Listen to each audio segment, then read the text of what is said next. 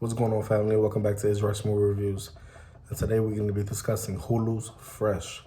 Uh, it's hard to explain this movie, but this movie I just saw it recently, and it markets itself as a horror movie, but to me it was more like a comedy. I couldn't help but laugh at this film. I only saw it because I'm a big Sebastian Stan fan. If you know Sebastian Stan, he's been in a lot of works, mostly known for his time in the Marvel Universe as the Winter Soldier. And this film, it's even hard to review because it's so funny. It's very unique the way it was done. The film presents itself as a basic romantic comedy that deteriorates into a dark comedic thriller. What could have been an intriguing horror film, however, sadly proves to be just as basic as the premise that it begins with. Although the cast does well with what they're given, the most interesting characters they're not fully illustrated. I feel like they created a missed opportunity to study the characters and their mindsets. This movie is basically a movie about dating, and dating in its most abrupt way. You know, this movie will definitely stop you from dating. I think that was the mindset there. I don't know if the actors portray this or if that was just the direction of the film. But definitely, after watching this film, if you're single, you're not gonna want to date. This film attempts to be a homage to psychological horror films, but lacks the screen presence and the insightful characters to do so. The tone is very inconsistent, with serious issues being portrayed, horrifying, real, while having the killer be over the top in his execution.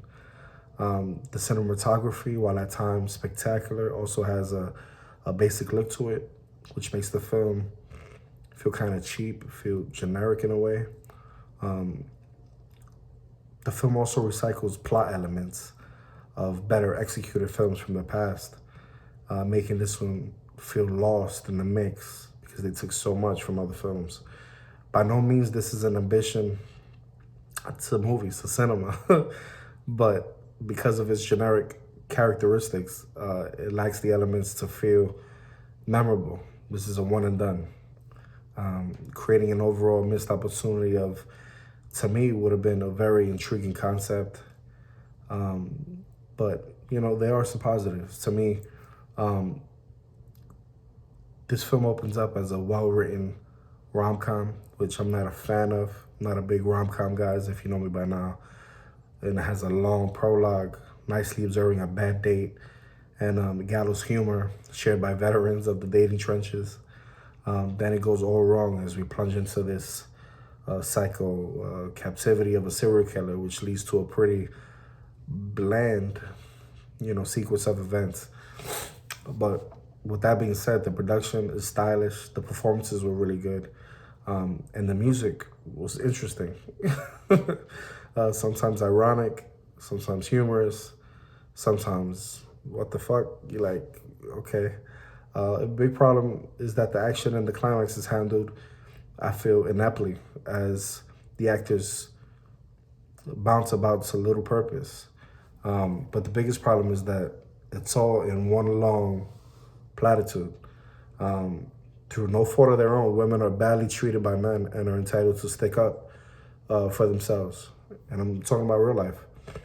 And it takes 114 minutes to tell us what we all knew all along.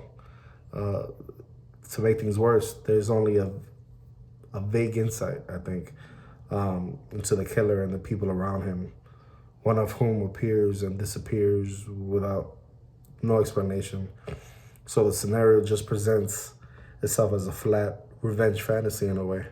The most intriguing character in this film, believe it or not, is the killer's wife. But the reason for her role in the cruelty passes by without even a thought. If this movie reminded me of a movie that I saw back in 2014 called Eat. Instead of watching this film, you want to see a genuine body horror with something to say about craziness. that's the film to see. But if you, enjoy my spoiler free reviews, then, you take my advice and see this if you want to.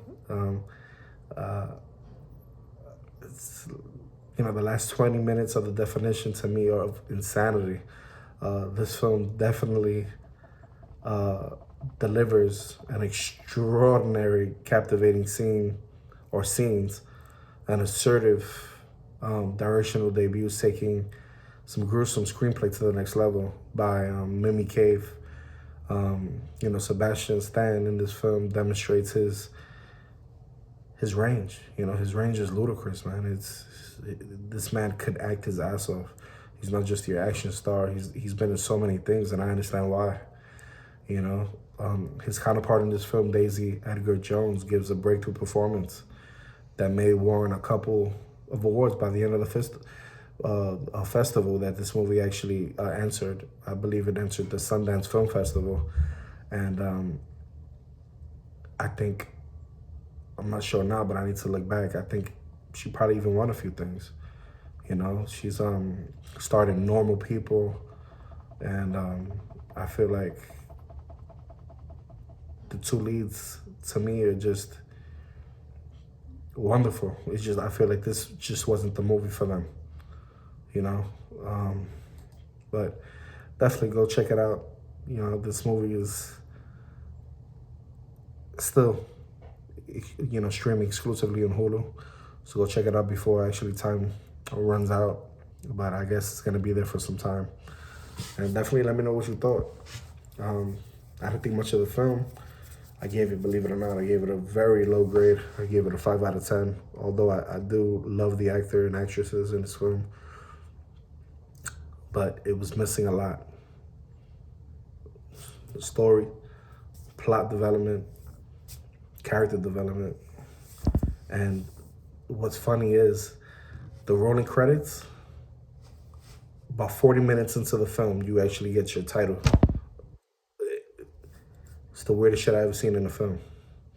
But there have been some weirder films out there. Quentin Tarantino is definitely the guy to go for when it comes to the crazy movies like that. But definitely go check this movie out on Hulu now. 5 out of 10. My bet is go check it out. You're not spending your money, right? If you already have Hulu, give it at least 30, 40 minutes and let me know what you think. If you like this video, hit that like button, hit that notification bell, share this, and look forward to seeing you and hearing from you on the next one. Peace.